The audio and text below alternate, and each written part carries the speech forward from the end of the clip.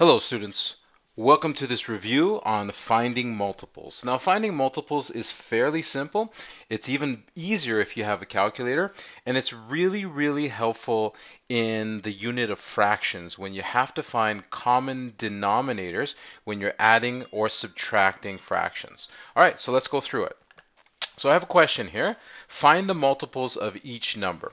So in order to find a multiple, you simply take your number and then you multiply that number by 2. And then you multiply the number by 3. And then you multiply the number by 4. And you go in sequential order. Do it in a very precise order. Don't skip numbers. You want to have a complete multiples list. Okay? So I've got an example here of two numbers, 3 and 10.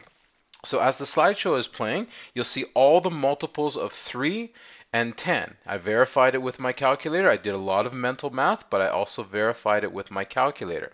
Now you see that I'm making a pretty comprehensive list here. I'm making a very long list so I can compare these two lists of multiples.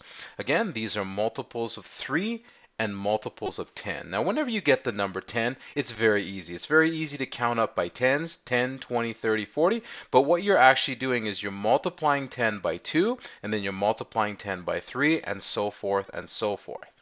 All right, so the next question I'm going to ask you is, list all of the common multiples above. So common means which numbers appear in both lists. So it's really good if you go in numerical order, start with the lowest number, and look for numbers that each list has in common. So if you can just scan that list and just in your head, see if you can find any numbers, if there are any numbers that are common to both. Now that's why when we talk about fractions, it's called the lowest common denominator. Lowest common denominator is simply the lowest common multiple of the two denominators or three denominators. All right, have I given you enough time?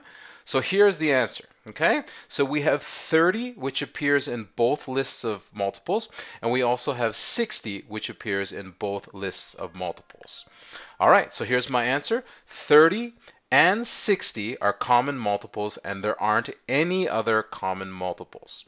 So the last question I'm going to ask you in this little review is, what is the lowest common multiple or denominator? So all you need to do is look at your answer for number 2 and write down the lowest number. In this case, the lowest common multiple, or if this were a fraction question, the lowest common denominator is 30. Okay, so now that I've given you this review, I'm going to have you do a couple of questions. All right, thanks for watching. Bye.